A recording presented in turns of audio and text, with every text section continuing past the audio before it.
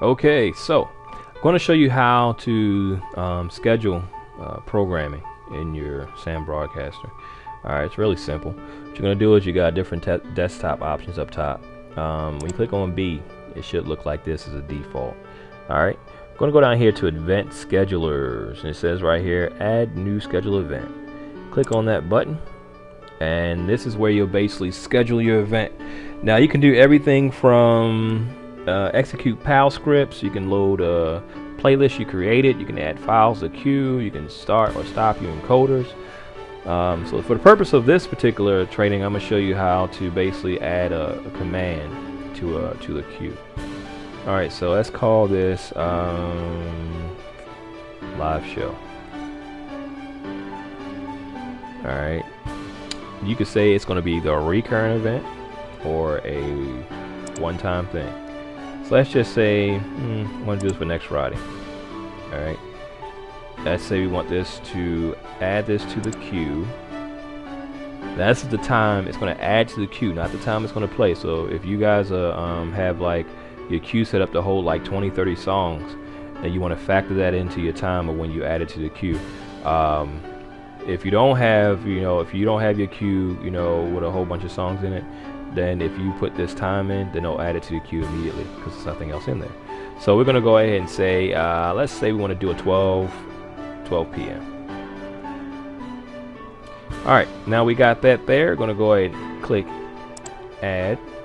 Alright, so we got the time in, the date we want to execute it on.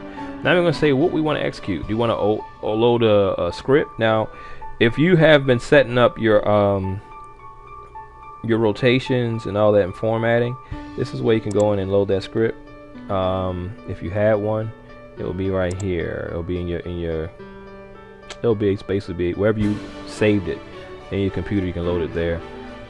If you got a PAL script you want to execute, same thing. Just open up that folder, find that PAL script, drop it in there. Say if it's encoder you want to start or stop. You can start all encoders or stop all encoders. You can schedule it to do that also. Alright, we're going to go ahead and do add files to queue. This gives you the ability to kind of create what you want to create as far as what you want it to do. Now, this lets you add everything from a playlist to a file to a URL directory. So it all depends on what you want to add. For the purpose of this training, I'm going to add something already in my system on my SAM Broadcaster. Go to category. I'm going to go to special. Matter of fact, go to content.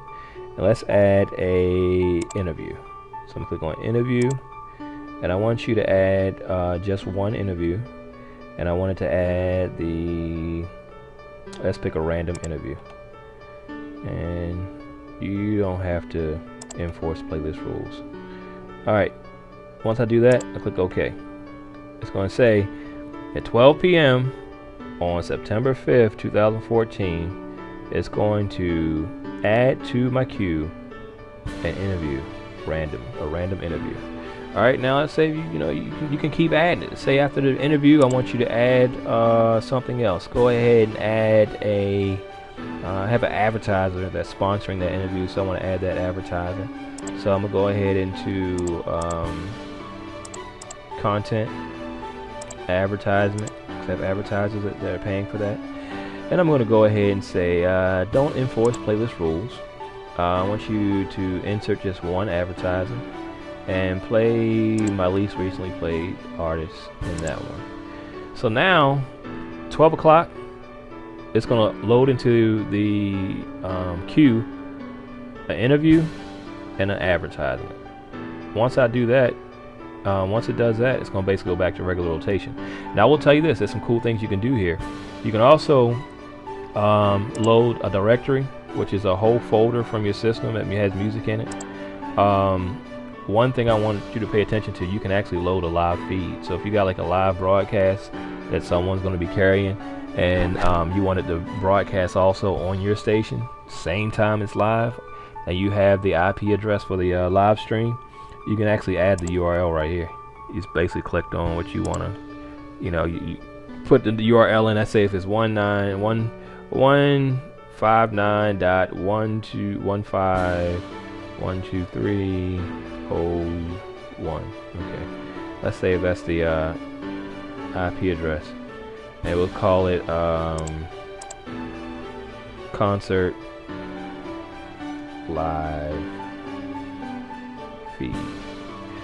Now what happens is when I click OK, it's going to add the URL, that live feed, at that time also. So it'll do the interview. Now check this out. This would be really cool if you say if you have an interview with a certain artist that you got exclusive interview with. They're going to be performing live at an event that's out of state, but you have the information, the IP address it was given to you, so you can relay the concert live through your radio station. So you got the interview right here of that person. You have an advertisement about their new album coming out, and then you go into the live feed of the concert and all that scheduled. So now you don't have to be in front of your system at 12 o'clock to make all that happen. We just did it just now by scheduling. We click OK, and now it's showing it's in there queued. So now that it's queued, all we gotta do is walk away. You can add as many events as you want. There's no limit on how many events you can add. There's also no limit on how many things you can add to the, there's so many things you can add to the commands to add to the queue. So there's no limit there. So you can get really creative with this. I'm just showing you just some things right now for the purpose of this training, but as you get more into it, you'll see it's a lot of things you can do with this event scheduler. All right, thanks for watching.